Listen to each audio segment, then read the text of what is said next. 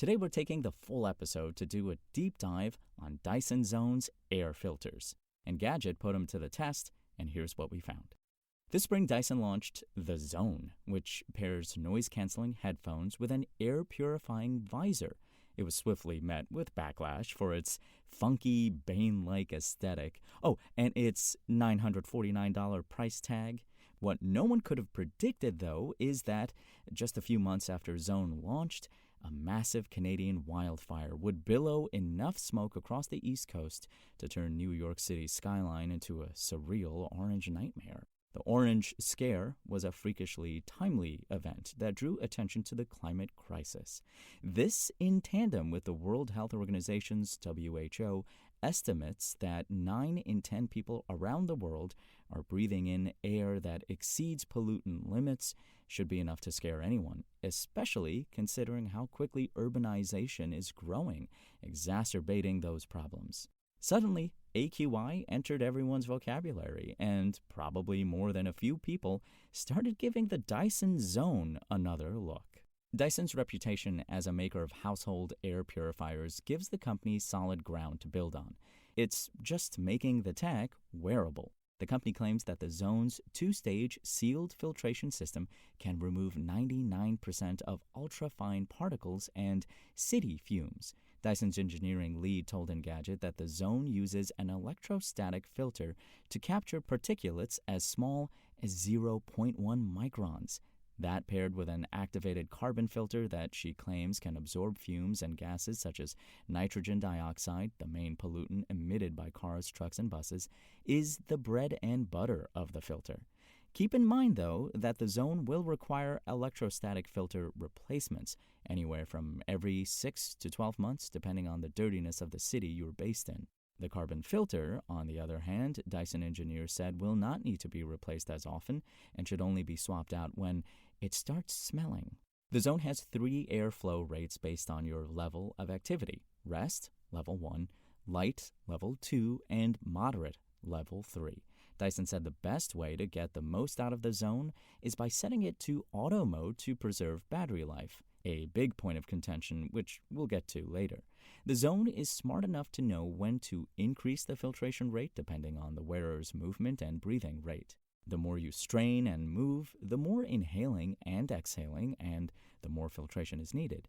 Engadget picked 3 locations to test how well the Zone performed, including a clean lab as a control and a subway station in New York City, followed by a busy intersection.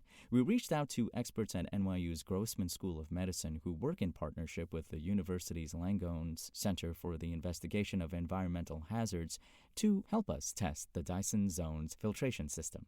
The subway is a good substitute for a worst-case scenario, said Terry Gordon, NYU professor at the Grossman School of Medicine, who helped Engadget run these tests.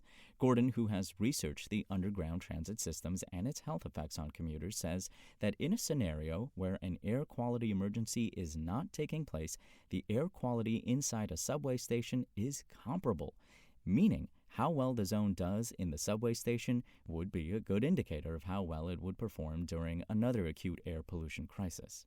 Once we agreed on a mission, our aim was simple: test how well the Zone removed pollutants from the air surrounding a wearer's breathing zone, no pun intended. We primarily used 2 lab-grade devices, a portable particulate monitor and a particulate counter. The portable particulate monitor gave us real-time measurements of PM10 and PM2.5 particulates in the air, which are the 2 main types of pollutants scientists care about and differentiate based on size. Meanwhile, a particulate counter is used to measure the concentration of pollutants left in the air. In an ideal world, we would have liked to test the Zone's ability to filter out volatile organic compounds, VOCs, or toxic chemicals that come from home products and natural sources like benzene, formaldehyde, or acetone, but these compounds were not easily detectable in the city streets or on the subway by our handheld VOC detector. This made sense since the subway tract is mostly run on electricity, not coal or gas. For each test, we collected data while the Dyson Zone's visor blew air in Engadget editor Malak Saleh's face instead of a dummy head. We did it this way for 2 reasons. For one, the lab-grade dummy head was not always detected by the Zone, so the filter would not run properly. Also, this allowed us to include real-world user experience in our assessment. So, first, in the NYU lab, while the visor blew fresh air into Malak Saleh's face, Gordon's PhD students, David Luglio and Antonio Saporito, held clear tubes connected to both the portable particulate monitor and the particulate counter in the path of the airflow. This happened in the small, cramped space between the plastic visor and her lips. By doing this, we were able to gauge how the numbers recorded on the devices changed when the filter was turned on and off.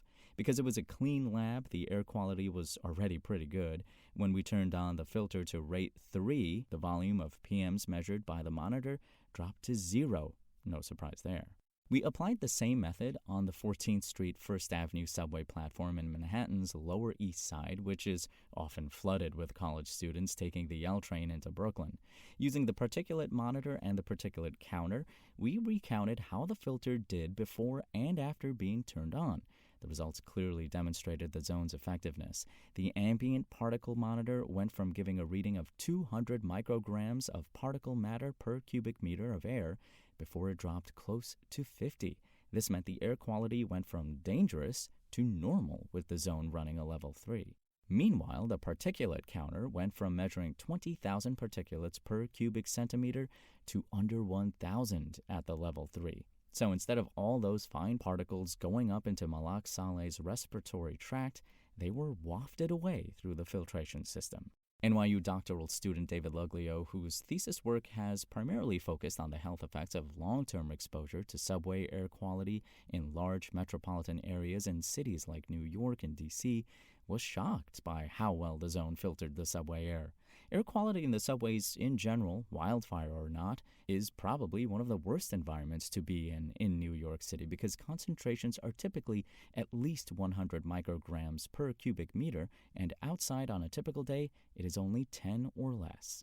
In our final test, we used the same method on the busy street corner right across from the subway station. Again, the zone did its thing. Readings from the 2 live monitors spiked and dropped again, proving that the zone actually worked. It's Dyson, and Dyson knows particles and filtrations. That's what they're famous for, Gordon said.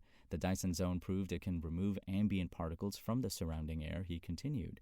Those particles are the main contributor to the adverse health effects of air pollution, more so than ozone, NO2, SO2, and ultimately wearing a device like the zone will protect your lungs and your heart from the adverse health effects of long-term air pollution.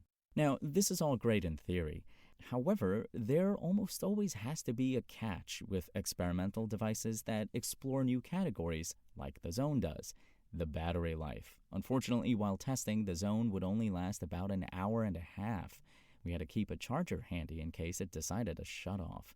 This, coupled with the fact that we weren't even using the audio feature while testing, gave us the impression that the device is still a long way from being practical for everyday use. Dyson is fully aware of this issue. While Dyson's capacity to boost battery life in its handheld vacuums could be a good indicator that there are loads of gains to be made for the zone, it's nearly impossible to justify the $949 asking price.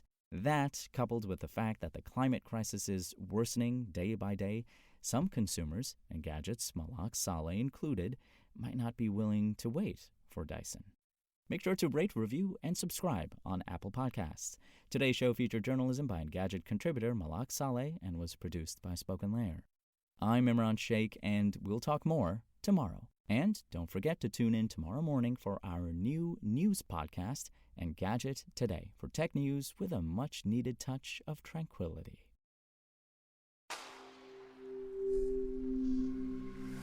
Spoken Layer.